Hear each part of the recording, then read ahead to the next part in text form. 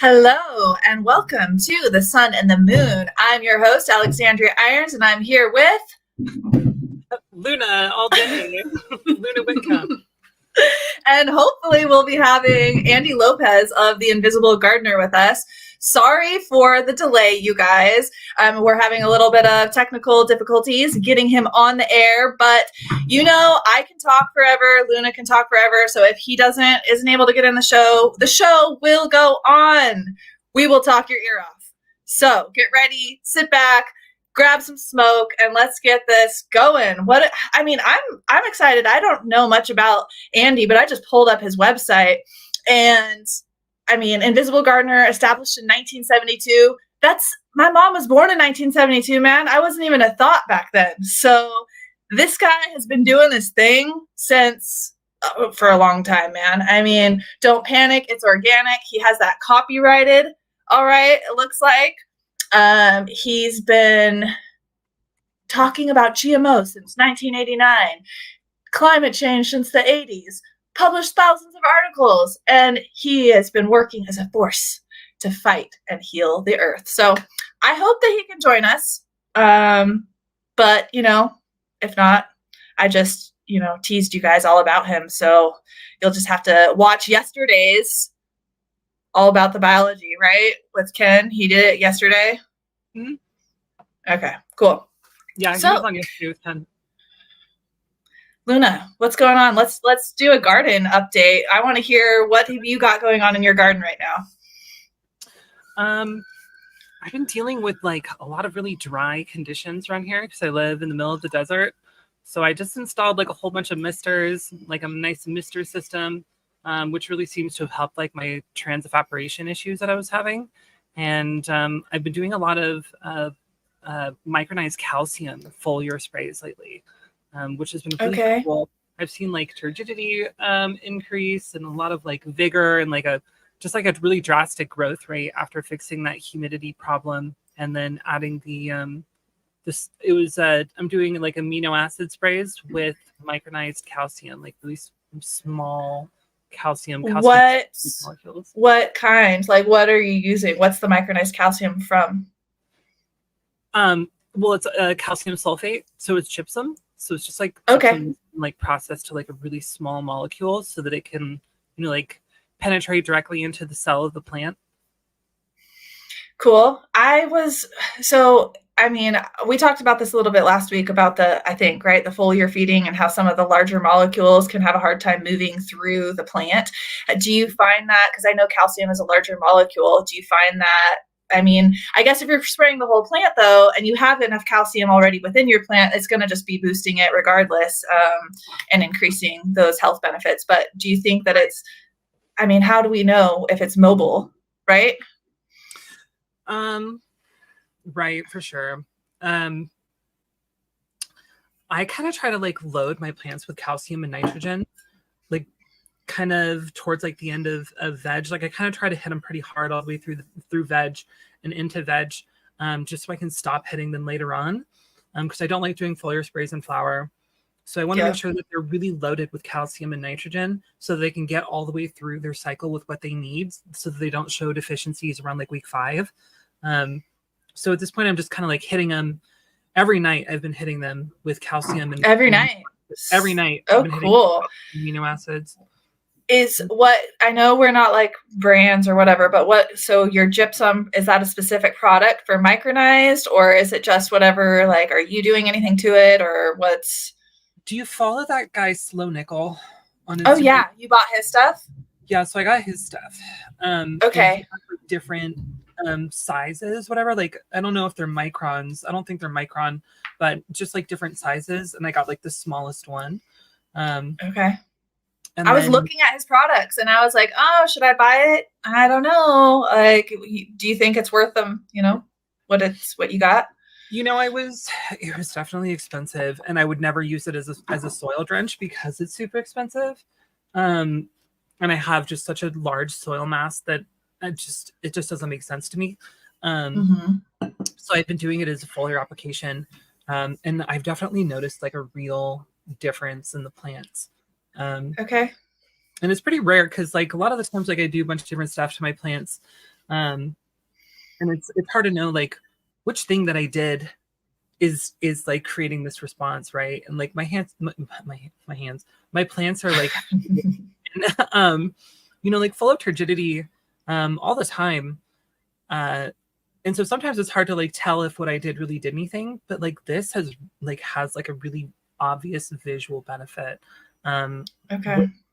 The amino acid source, the soy aminos, in combination with the micronized calcium, because they're both like these really stable inputs for like cell growth and chlorophyll density, but also in the forms that they're being used, like an amino acid source like has nitrogen, and then like a micronized calcium, so like the plant doesn't require energy to like convert these into readily available form, like they're just there. They're in the cell, and it's just boom, right where they need to be, instead of like going through the plant. It's just right on the plant to be. Hell yeah. I was actually looking at a soy. I was going to ask you that your amino acids, were they soy based? And then I literally was just looking at slow nickels, and I just couldn't, because I'm such a DIY, like affordable, free. I'll use it if you give it to me, man. But I was like, dang, that's a little expensive. But I think I'm going to have to try it out, because I just dialing in our room and just being on city water and our soil mix that we're using, I find that we need way more calcium than what's been going on. And I've just been like playing with different things, I have a little gypsum, I have oyster shell flour, basalt, rock dust. But it's all of those things that need to be, like you said, broken up in the soil. It's not like I would like a foliar. And I was like, man, I don't have water soluble calcium. I just ran out. And so I was looking at his, because I've been following his whole like the hollow stems thing that he talks about on Instagram. So synchronicity. I think that this is my sign that I should just pull the trigger and just get some, play with it. Yeah, I think it's worth it. I just wanted to check it out. Because the interview on our channel with Tim Hanrahan, he talked about it quite a bit. And then after he like kind of discussed those things, that's when I decided to really just like try it out. And if you haven't checked that out, anyone, like please do. That episode is just super solid and full of tons of information. But it's definitely worth checking out. It's one of those nutrients, one of those elements that's like so crucial. Just like, yeah, exactly.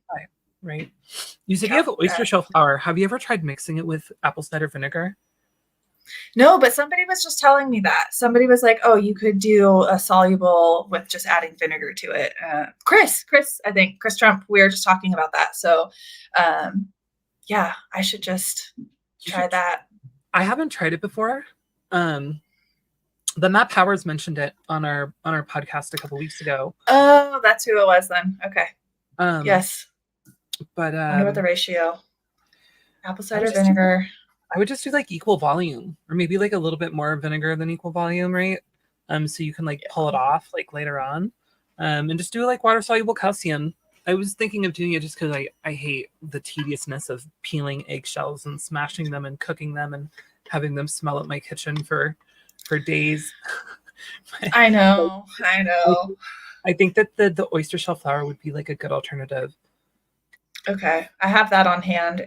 I should just do it and play around with it and see what happens. Because, it's like cooking. You never know until you try if you like the recipe. Tell me how your class with Chris Trump went. Oh, it went really good. It was super fun. I actually need to go check my IMO3 pile that we built together out there.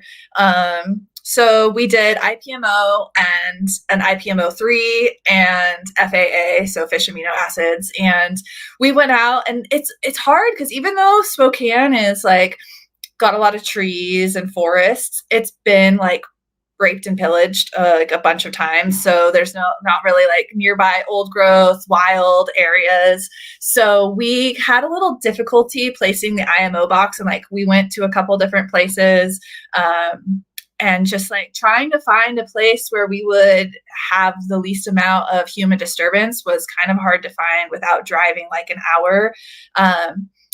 But I need to go check on that IMO box we put out together because it's been like 5 days. So I just, it was cold though.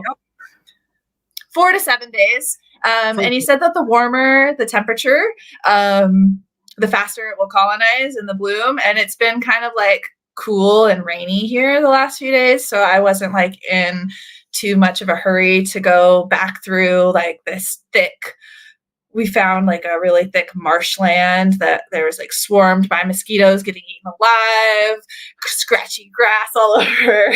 So, but I'm really, really excited about the IPMO because I use entomopathogenic fungi like religiously in my IPM plan. I'm all about the Isaria fumosa rosea, Bavaria bassiana, and then it's just like so expensive. And now that I'm not on a commercial farm where I'm growing large quantities, it's kind of like cost prohibitive for me to buy a 1 pound bag that has to be used within a year, kept in the refrigerator when I only have, my small medical grow.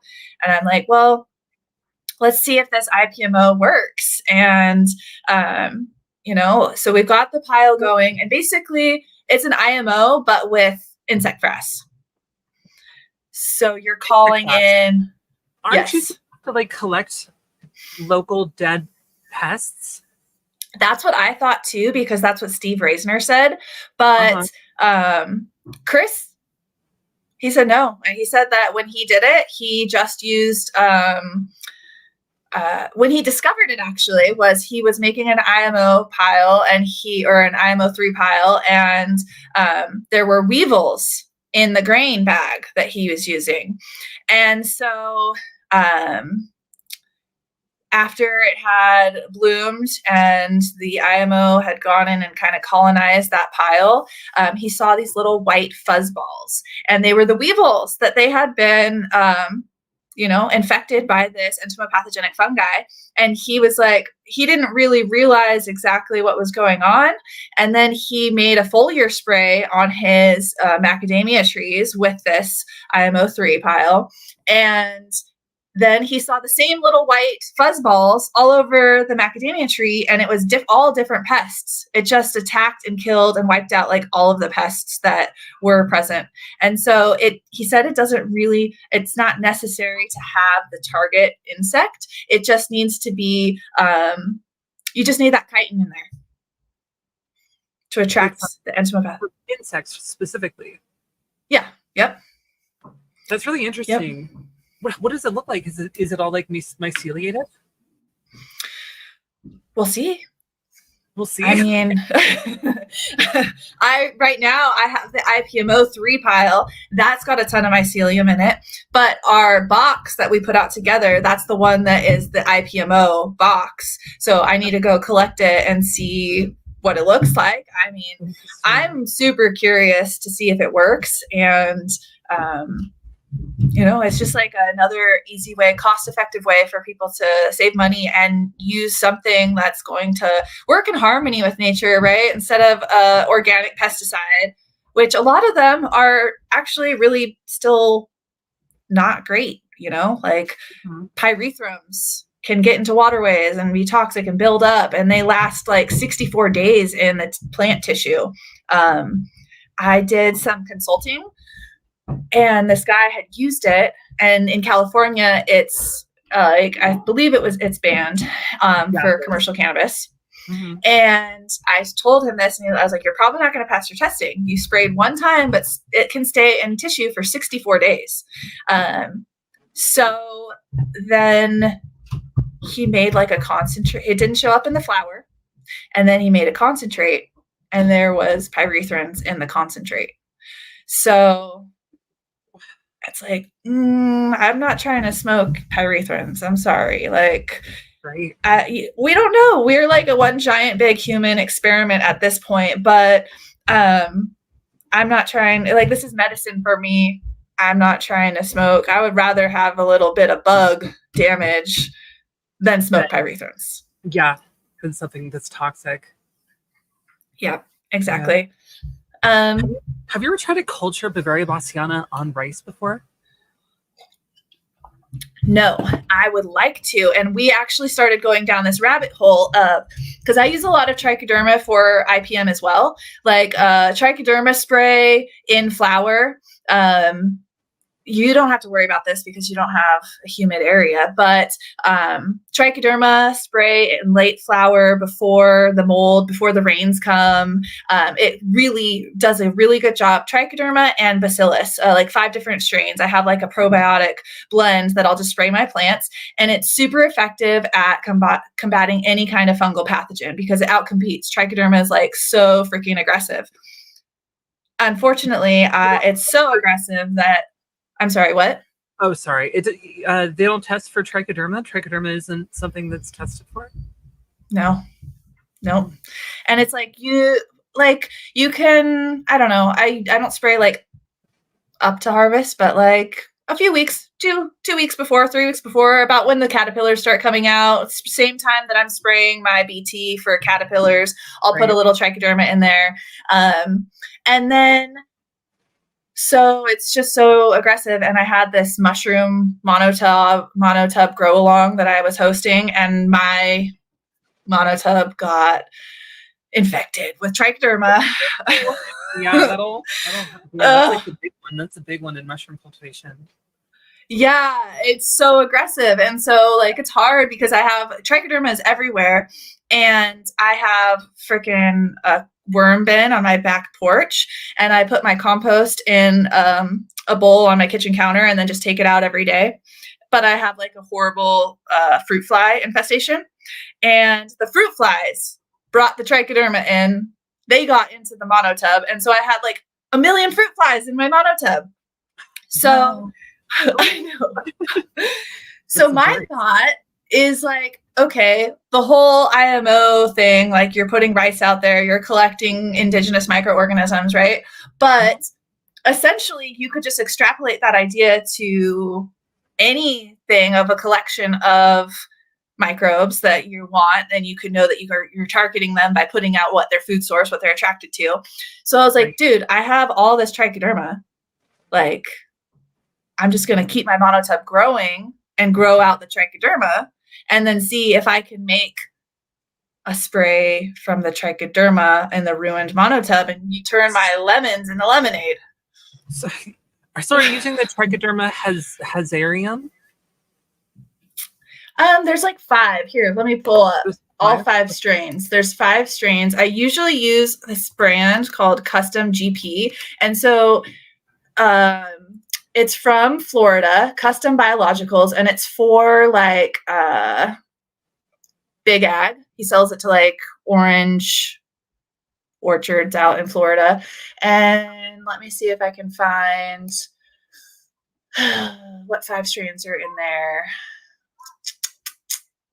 Trichoderma, Harzianum. I'm terrible at pronouncing. I don't know how to pronounce it. I know. Viride, Condingi, and Polysporum. Okay. Okay. So it's like a it's a polyculture, and then you're introducing it to rice. I feel like maybe one of them is going to end up dominating it though. Yeah, probably, but that's the whole point. If I'm like trying to have my plant be dominated with it before the botrytis comes or the PM or whatever it is, I don't even know what to expect. This is my first time growing outside in Washington, but if we had freaking botrytis and PM, I mean, also we were living in a neighborhood filled with where like every single house had a 100-foot greenhouse. So it's like everyone's problems are sharing around the block. And here there's like a normal neighborhood where there's no growers, but it's a lot more humid. It's a lot more rain. So we'll see. I mean, I don't know. And I figure like whichever one is the most dominant is going to be the most voracious, right? Yeah, exactly. Right. And then it'll just like out dominate. I probably won't put it on my big plants. I'll probably just do like a little tester on probably even squash would be great, because I know in the fall, squash is like covered in PM. And so if I just spray with this and just see what happens, it might be like, then I don't have to buy this $30 bottle of. Although I do have to say, this is $39 for a 1 liter size. No, I'm sorry, 50 milliliter size, and it treats 2.5 acres. So, yeah, $40 for 2.5 acres. I only have 4 plants in my backyard, so I don't need that. Yeah, I don't need that much.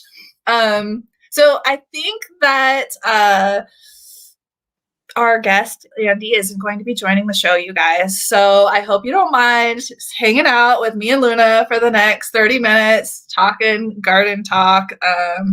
But I just wanted everyone to know that Andy is not going to be on. So we will postpone. Maybe he'll come back next week, because I really wanted to hear about his, so you had mentioned he is into energy and frequency. And so I was wondering if that is going to correlate into his gardening of maybe biodynamic farming or, I don't know. I guess we'll have to stay tuned, you guys. We'll have to save the show and watch next week when, we can get him. He's on. Is he coming on? What? I don't know. I'm confused. Let's hold on. After I just said that, then it's he figured it out. So yeah, I mean, let me see if there's comments from let me read the comments. Sorry, I have not been reading the comments, you guys. Somebody's done the apple cider vinegar and kombucha with the oyster shell. Okay, all right. Got to use that booch. I love it when they got booch on tap. That's not a comment. That was just me. Let's see. Ladies' night in, so yes. Okay, rambling is fine. Yeah, cool. I love rambling, you guys. I can ramble. We can ramble like no other. Ramble. No, but really, the biodynamic really interests me, because even though it's a little woo-woo, some of it, right? I mean, that is also a part of humanity, spirituality. It's part of our core, human culture to work with the moon, or our basis of agriculture. It's kind of 15,000 years ago when agriculture started, these were the tools we had.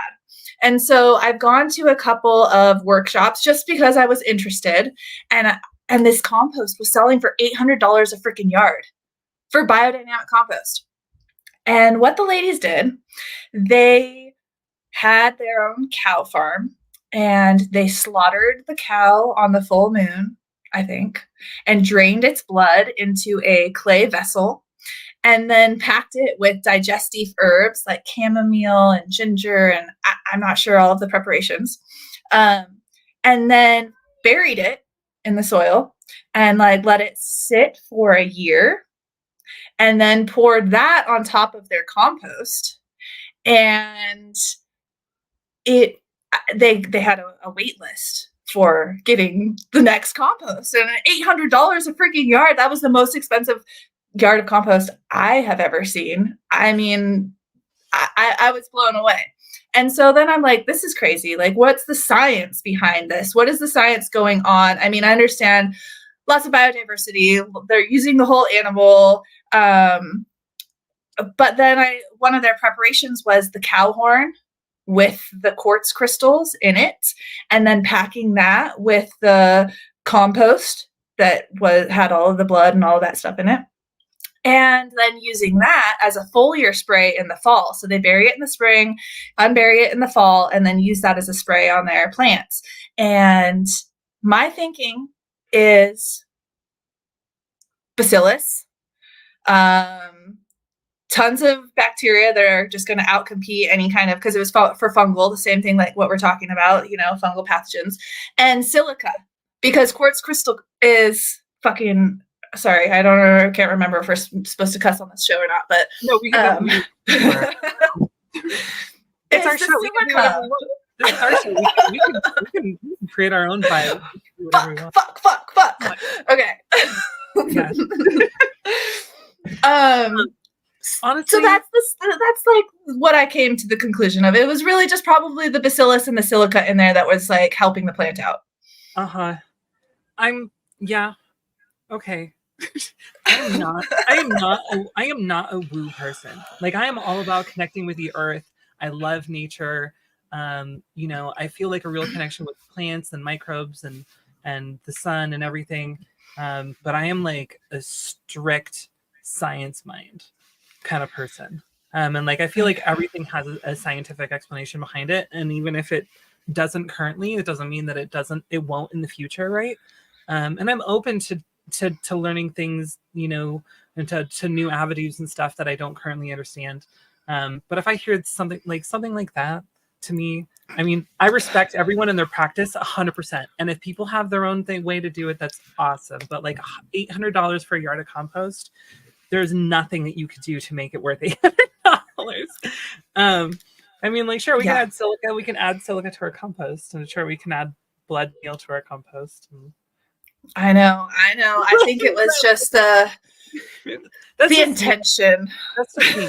That's just me, and I'm not trying to poop on anyone's parade. But that's just me. Yeah.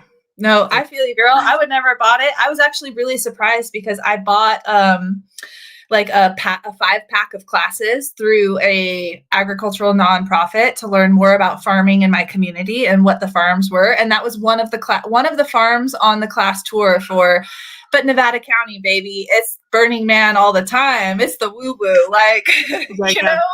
I like it. I love that vibe. Like, I've gone to Burning Man 8 years now. Like, I'm all about it. But I just sometimes when people go that way, I'm like, okay, all right. Yeah. But that's just me. And well, I dated a guy who would put organite in all of his grows. So there's always the organite for the frequency and the energy. And I don't really know much about organite, but I do believe that our intention and our like thoughts can contribute to an outcome, because placebo effect, I mean, if you believe something enough and you put enough attention into it, then maybe there is something that is going to at least be perceived to you. And so I there's both sides of the coin. Is it actually doing something, or are you believing that it's doing something because of that placebo, that like so much focus and intention? It's kind of like how I feel about prayer. Like you're praying and you're praying and you're praying and you're meditating and you're putting so much energy into that one thing. And so maybe then that is where it is coming. So if you just like pray hard enough, maybe your plants. I'm sorry.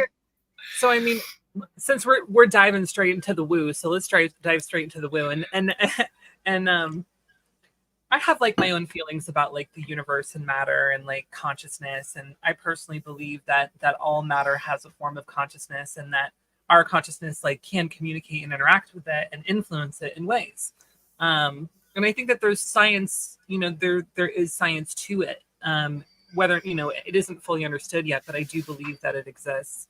And so in like that respect, I think if you like treat things with intention, like our consciousness, our perception of our consciousness does interact with like the consciousness of like everything around us to like influence it in like these minor ways. And I've done a lot of psychedelics in my day, and different ceremonies and stuff like that, and ayahuasca and stuff, and I've had psychedelic epiphanies and communication with people telepathically, and had weird synchronicities happen like all the time.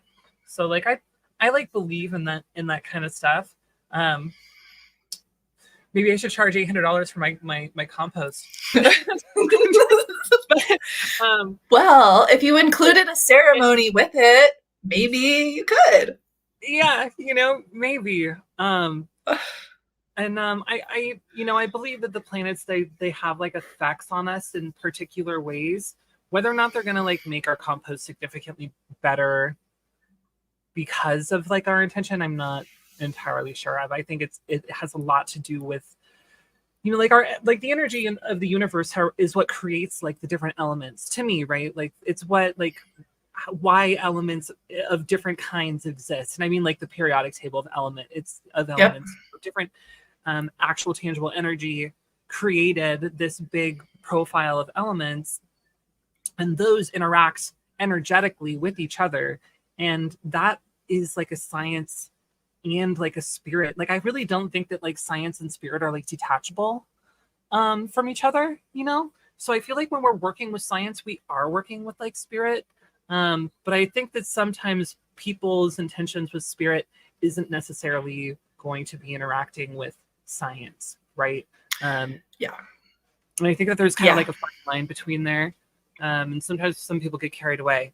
I worked on this farm one time, and the guy who owned the farm, I told him like, you know, because I was helping him with his clones, and he was doing it in rock wool, and I was like, hey, like we need some like pH down, to like, you know, get this rock wool to the right. This is a long time ago. Don't judge me. And we needed some pH down to get the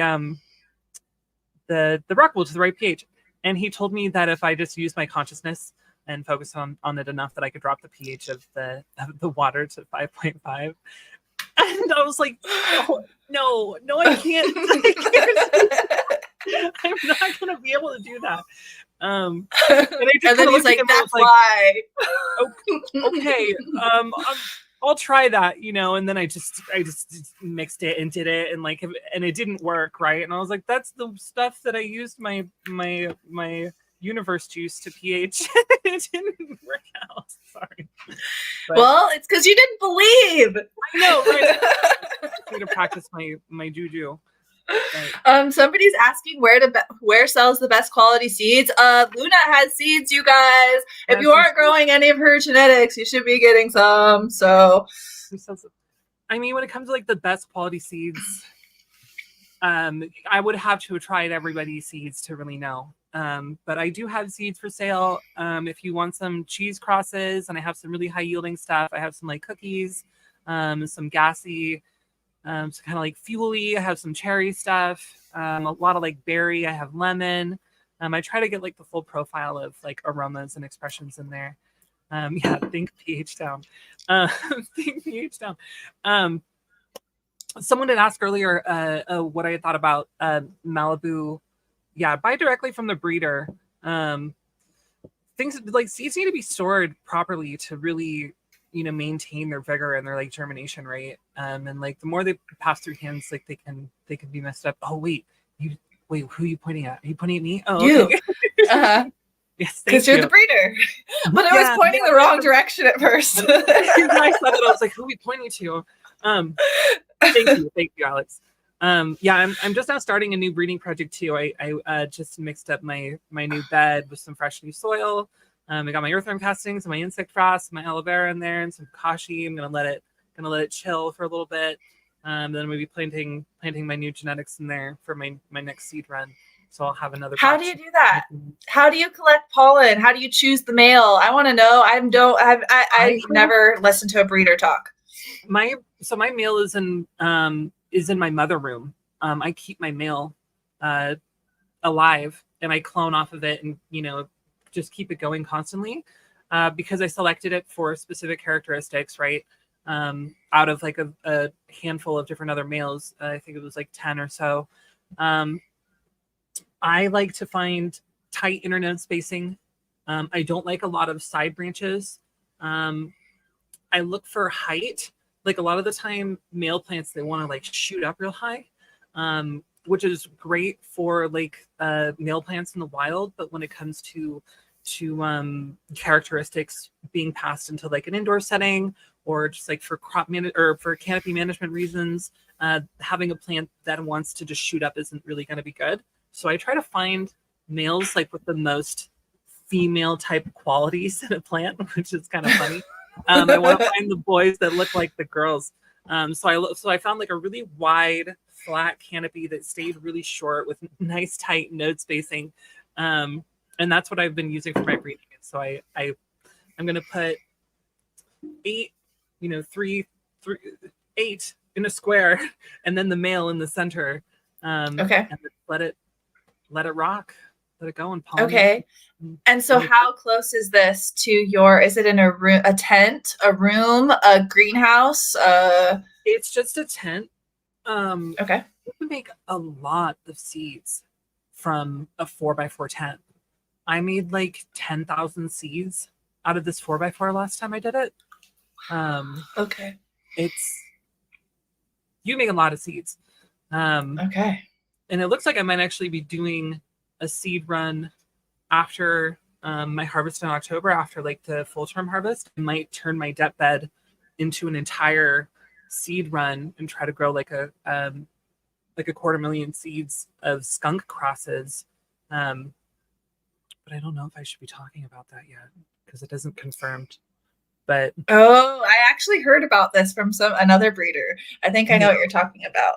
Oh, right. That's right. Oh, shit. On the DL. A nice little teaser. There's a little teaser out there.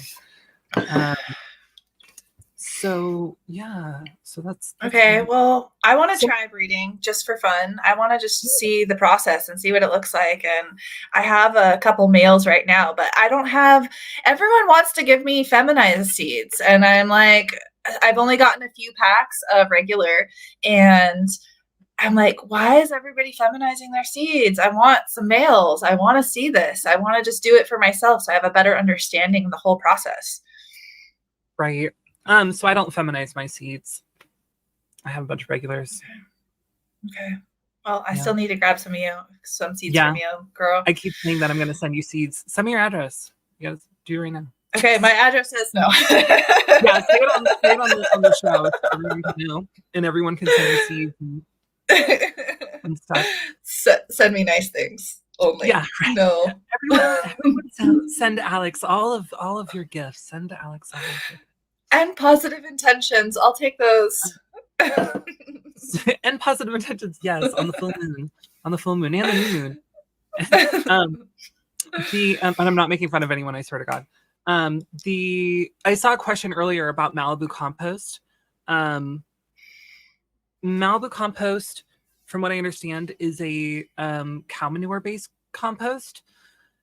It has been used by a whole bunch of different people successfully.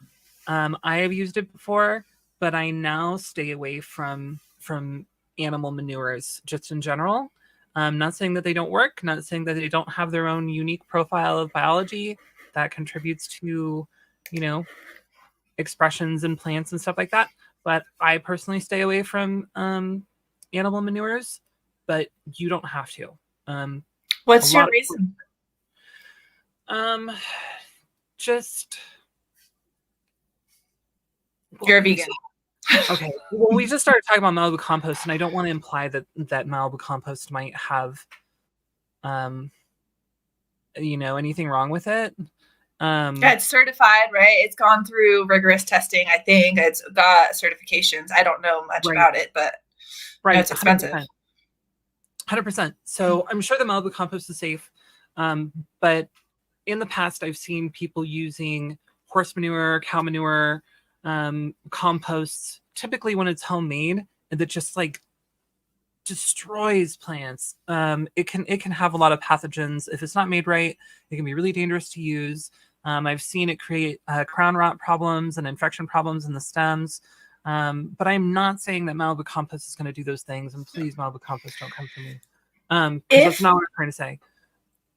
And if you guys do make your own, it's recommended, like UC Davis recommends 160, is that 6 months or 180? 6 months aging before you even put it through a composting process. And you must have a thermometer, and you must be getting it to a certain temperature and go through these things. Like, so what she's saying you aren't passing on pathogens, you aren't doing those things, but you have to be really careful when you're taking these things into your own hands, because microbiology is filled with good guys and bad guys.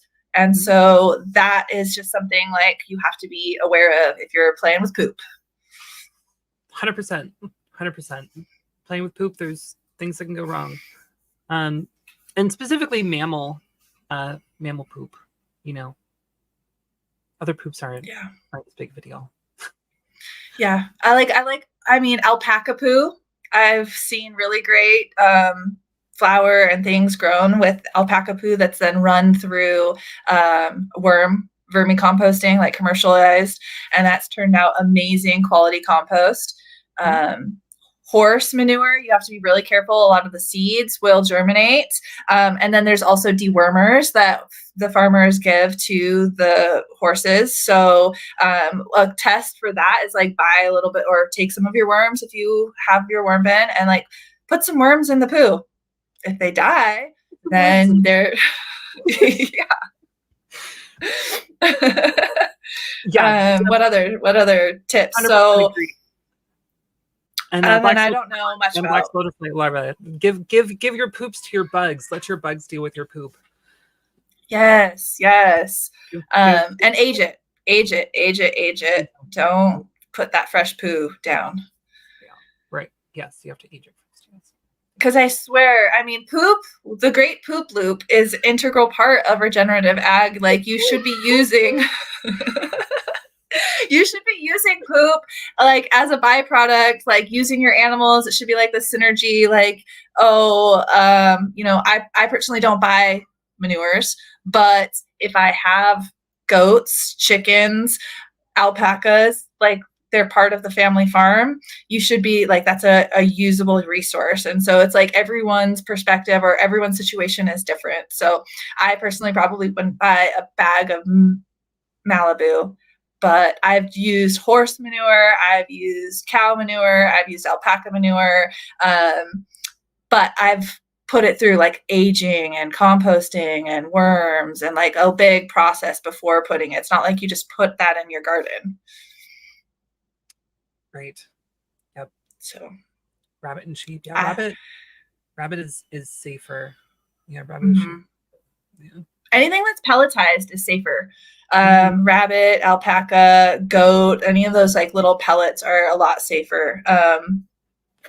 Somebody's gonna be using, I don't know, but gonna be using chicken shit next year. Okay, chicken is really high.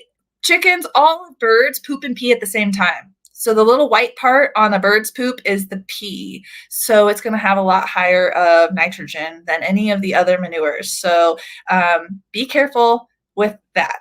And also chickens can what is that one green bag of chicken poo? I don't remember what it's called, but that one can test high for like heavy metals and other things. So where you get it from and how you use is like really important. Somebody says they've used just worm castings and rock dust. No pig doesn't break down. All right, man, I love this poop talk, everybody. The great poop loop. Poop loop yes.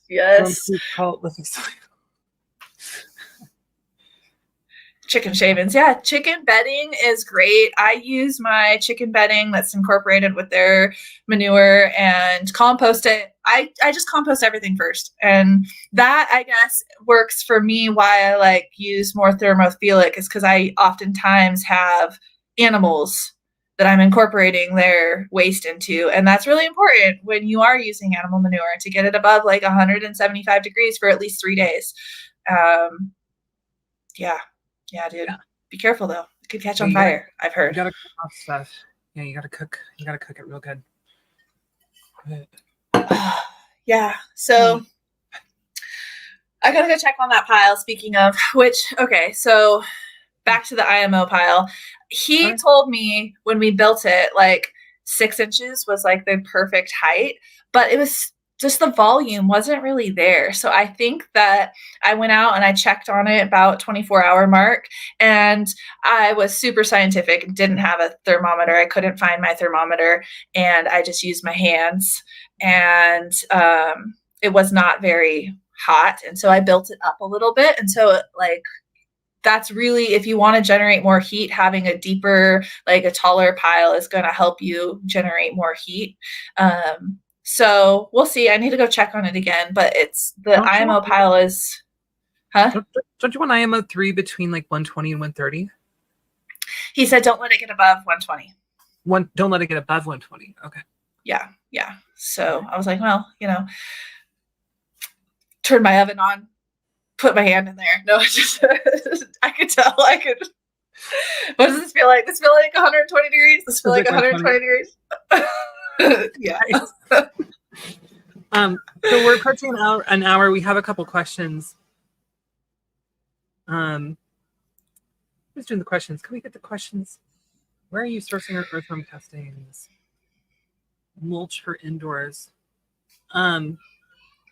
So local, I always just go with local earthworm castings. And I go for whatever's the wettest, honestly. I go for whatever's like, pure castings, the most pure castings and the most moist, personally, is what I do. I have a company that I like to use here in Oregon called Wormworks. But I mean, I just definitely recommend going to your finding a local earthworm casting place, like verma composting location. And they're going to be collecting all the like local vegetation and like waste and stuff. And that's going to have biology that's kind of adapted to your climate better than if you're going to import it from across the country or from a different climate in general. Also, shipping long distances, you're subject to a lot of different environmental changes, and definitely just stay local, stay fresh, stay moist. What was the other question? Oh, I think that sustainability is also about supporting your community. So if you can support a local business, that's much better than paying somebody to ship it to you. Definitely. And then I think that the other question about mulching indoors, I found a GMO-free regenerative farm that had a whole bunch of oat straw, and I've been using oat straw for my mulch indoors and outdoors this season. Awesome. For the most part, I did have some alfalfa that I used too, but for my depth bed and my indoor, it was all oat straw. Yeah, somebody put rice hulls, and I was told that, and I had rice hulls on hand because I'm mixing my own soils, and I was like, I'll play around with it. I was used to use rice straw in California because I was right next to like rice farms and you could get organic anything. But here in Washington, I've had a really hard time finding unsprayed wheat everywhere here. There's so much wheat and it's all freaking sprayed. And so I didn't want to bring in pesticides. So I was like, oh, well, I'm going to try the rice hulls because everybody's been saying that. And what I found is that it doesn't, fungal life doesn't like it as much as straw. And so I'm not seeing as much mycelium and fungal life growing under the rice hulls. Just move around a ton when you water. And I don't know if it's like the high silica content, if that contributes anything. And there's maybe not as much lignin in it, which the mycelium likes to feed on that higher lignin. I don't know what it is, but I'm just not seeing as good of fungal life using the rice hulls. So I'm definitely on the lookout. If anybody's in Eastern Washington and knows of a nice unsprayed straw source, tell me. It's unfortunate. Yeah, that wheat's going to have a bunch of glyphosate on it too. Yeah, I know. So gross. Ew. So I haven't used it. And the rice hulls are like food grade from the brew shop. So I'm like, okay, at least I know this is safe. But yeah, definitely not. That's valuable too. There was a question someone asked. Oh, they want us to talk about IPM for big plants. Ooh, yeah. Well, you guys know that I taught an IPM class, and I do have to say that it was possibly one of the best classes I've taught. I talked for 3 hours nonstop. Boom, boom, boom, boom, boom. I wrote 15 articles, a 28-page cannabis pest guide with pictures and product links. So 20% off, use code holistic, buy it. But really, I could go on about IPM. What specifically are you what do you want? Like preventative IPM? I like to spray sulfur through vegetative. I'm a fan of sulfur, especially in humid areas. I like the probiotics, the prebiotics, you know, the Trichoderma, the Bacillus, the BT. I like using my environment. I like nice, just consistently taking care of my plant, looking at it, checking, scoping, maintaining, and making sure that I'm on top of it. That is a huge part of IPM. Pulling leaves, looking at the underside. Freaking Dr. Bronner's and a little bit of isopropyl alcohol and water. I spray my plants with that. And that's like, does a really good job of just keeping down any like soft-bodied insects, aphids, thrips, spider mites, things like that that are just like not a problem yet, but like preventatively just to get that going. And in vegetative, you can use, they have peppermint. And it's essentially like, if you look at like plant therapy and frickin' Canitrol, Mammoth Pea, like all of these products, they're just selling like some kind of oil, soap, alcohol, and essential oil. And it's like, you could just use like a horticultural oil like Monterey or Stuff Oil X and make your own things for way cheaper. Sulfur in the oil. Don't mix your sulfur and your oil together. Yes. Phytotoxicity, y'all. Use the Dr. Bronner's though. You can spray with the Dr. Bronner's after you use sulfur like a couple of times and it'll wash off all of that sulfur. And then you can bring in horticultural oil. And then also I'm a huge fan of the entomopathogenic fungi, the Bavaria bassiana, the Isaria fumosa, and you don't want to use oil and fungal spores either because that will like glue the fungal spores and they won't like have the chance to like sporulate and they can get trapped in the oil. So okay, yeah, I'd never heard that. That's good to know.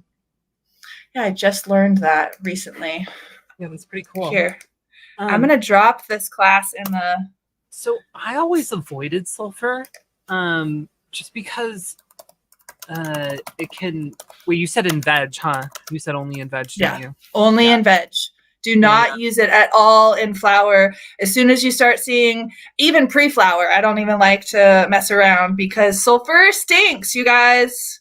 It's nasty. It does, and it'll destroy your concentrate too.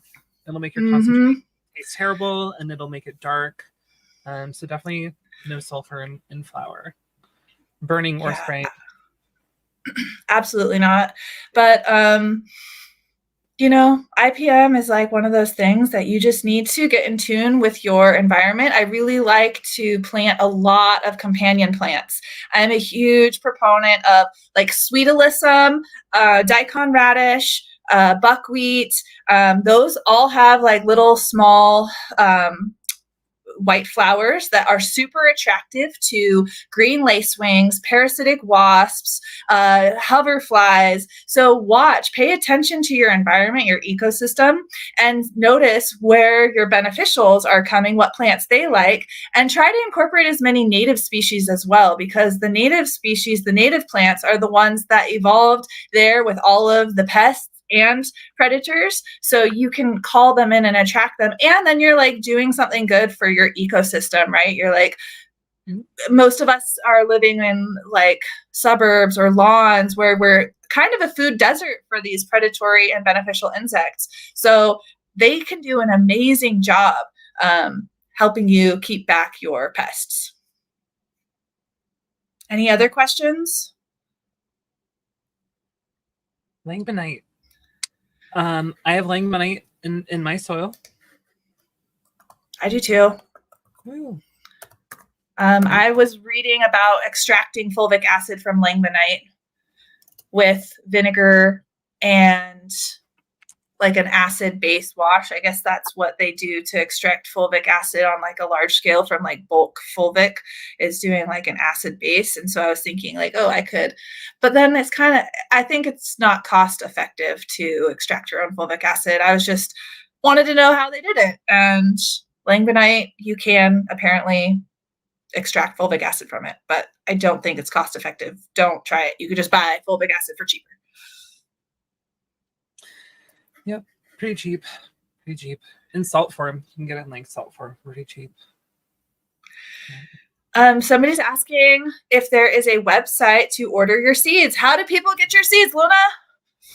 You contact me on my Instagram, and we will talk, and I will send you the list, and go from there. Woo! Woo. Yeah. You need to do like a contest for the biggest plant grown by, like, send your pictures in for a chance to win more seeds when you tag if you're growing by seeds, because you are known for growing giants, and that would be a fun little, That would be really cool. That'd be really cool. Give away like 100 free seeds to whoever grows the largest plant of my genetic. Yeah, that's a huge prize. 100 free seeds, guys. That's a lot. I mean, it'd be a little bit too late to do it this year, but that's a really great idea. I'll do that next year. I'm totally into it. Yeah, that would be really fun. That would user generated content is like, yeah, it's the thing I hear. Yeah, I try to engage with people as much as possible. So, yeah, the assassin bugs. So I'm a big fan of using predatory insects as much as possible, and like trying to limit sprays as much as possible. So, like Alex was saying, have a whole bunch of companion plants, introducing predatory insects, have a place for them to live, invite native predatory insects. I am in Oregon, and let them have a place to live, right? Let them hang out on your companion plants, and then they'll move to your cannabis, or they'll move off of it as needed. And sometimes your companion plants can get infested with certain things that won't spread to the cannabis plants, and kind of give them like a food source, or they'll have different just life on for the other insects to eat. It is also important to note that like whatever pest that you're fighting, there's very specific inputs or treatments that have very specific modes of action to kill those insects. And some things are going to work better than others for different pests. And a lot of the time, like a general spray is great for preventative, but you really need to identify exactly what you have and what is going to kill that pest the fastest. Like, for example, there's a whole bunch of different species of thrip. And some of them fly, some of them dwell in the soil, some of them dwell and multiply on the leaves, and they all require different treatments based on the species. And same with spider mites and just a whole bunch of different things. So it's really important that you find out. And aphids, there's a whole bunch of different types of species of aphids, and there's very specific predatory wasps that are needed for those species. And this can be like a kind of daunting task, but it's important to really focus on like to be able to like identify those species. And sometimes it really requires reaching out to an entomologist if you want to like effectively control like a population. Get like a really close-up image of a dead one, under a microscope, and send it to like an entomologist or someone who's trained in these things, because sometimes there's solutions that elude us, and we spray a pest over and over and over and it just won't die. And it takes knowledge from someone smarter than us and from me. Yeah, and the master gardeners, so I volunteered with them, and they're in every county in the United States, and they usually always have an entomologist on board from the university, and they like Bonnie Brandt was my entomologist. I loved her. I would send bugs and send it to her if I had a question on a specific pest that I was battling. And so they're free. They're volunteers. They just want to help people do things sustainably. So that is an invaluable resource everyone has in master gardeners. And most of the time they're like 65-year-old women who just want to talk gardening, and they're super sweet, and they cook really good food. So you can just like go to one of their meetings and bring the bug, and they will just love to talk to you. I was going to say one more thing about pests. Oh, balancing your nutrients. A lot of pests are attracted to your plants when there's something out of whack. So understanding the balance, like aphids are really attracted to plants that have too much nitrogen. A high nitrogen attracts a lot of pests. And that's something I see in a ton of grows is way too much nitrogen. You see that dark green, almost blue, a little bit of clawing. Like that is an invitation for piercing, biting insects. They are attracted to that. So that's why living soil is amazing, because your plant is typically getting the amount of food that it wants and needs versus force feeding it with anything. And just be aware that if you have too much or too little of anything, that can be an invitation for pests.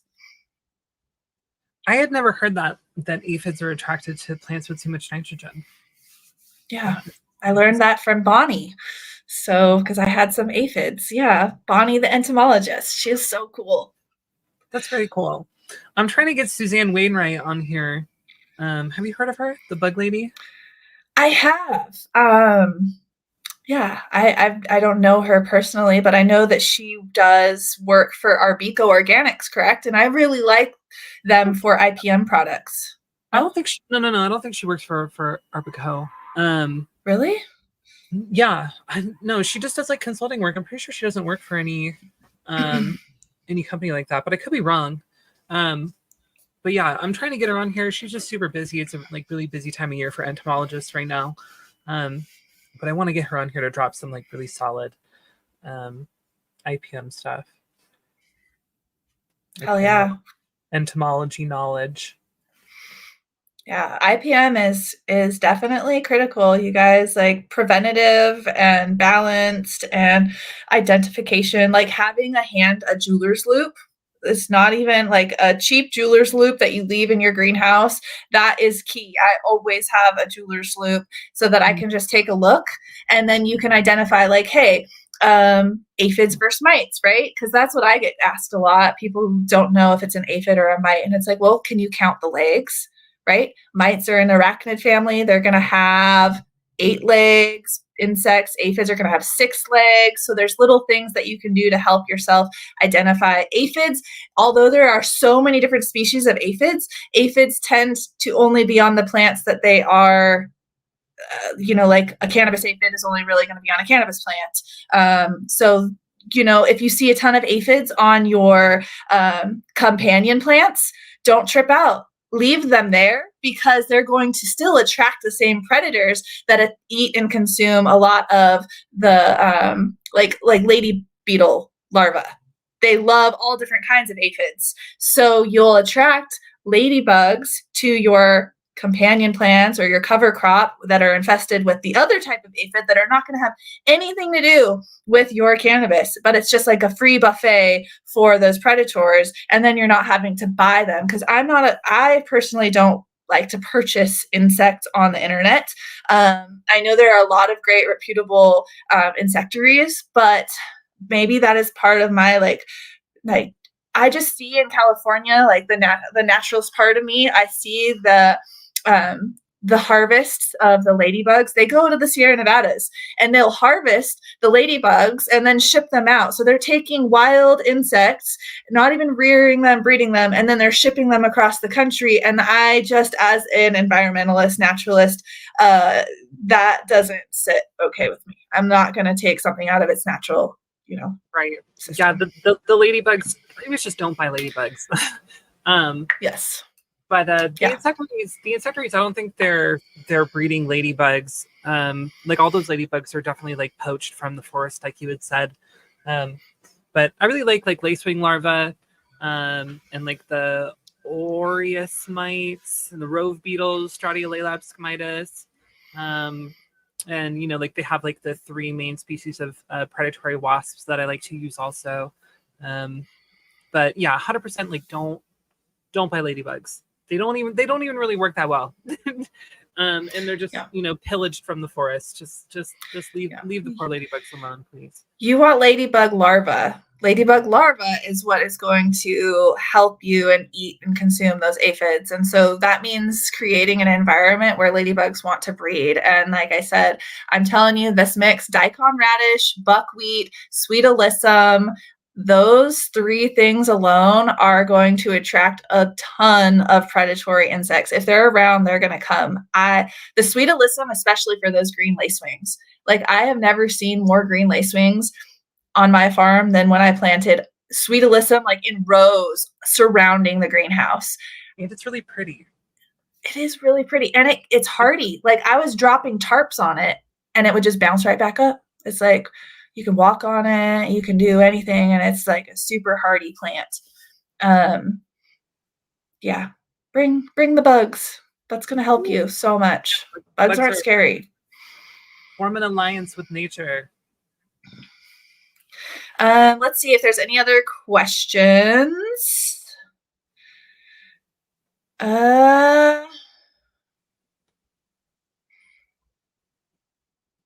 Nope. No more questions. Bugs, Japanese lady beetle. Oh, really? I didn't know that.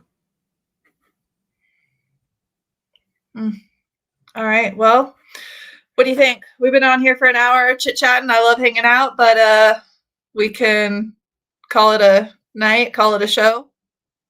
Let's call it a show. It was oh, there was Lily just took me back off the rotter.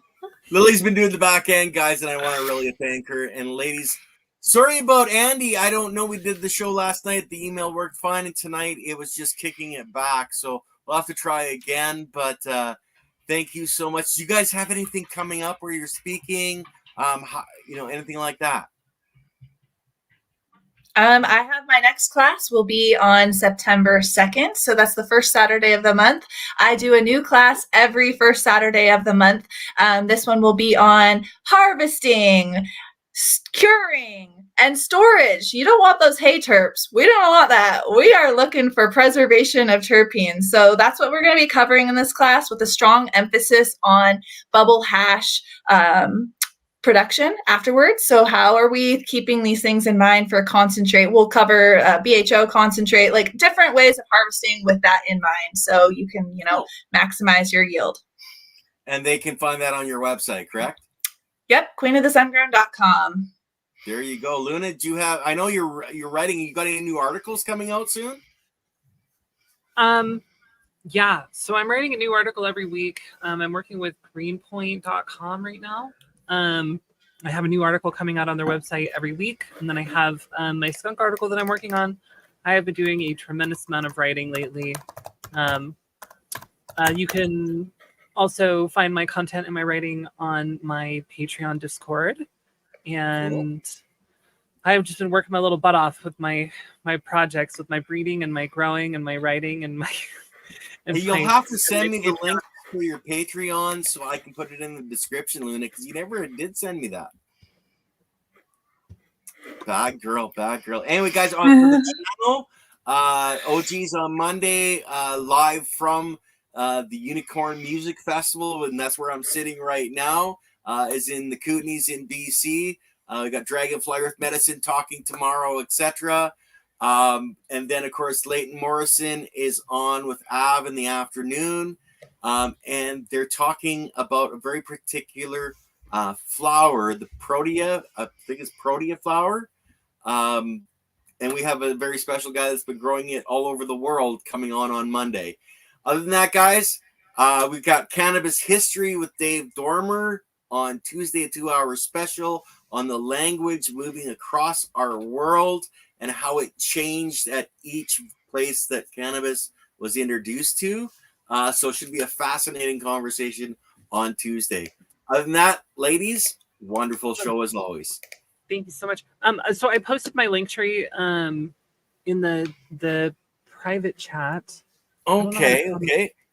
But that has all of my stuff. That has my articles, my Patreon, my podcasts, Instagram, and Skunk Magazine, all that stuff. And so if you click there, it'll just take you to all my stuff. And if you go to my Patreon, that's how you can get access to my Discord server, where I have, it's just pretty much like a dump of all of my white papers, everything that I research, all the concepts that I'm studying and have studied, all my recipes on my Instagram.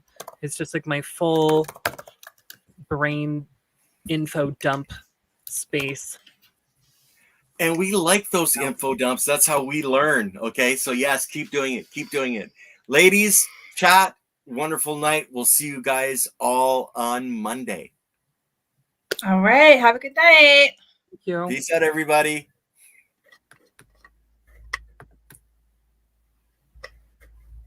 And we should be out. I hope we're out.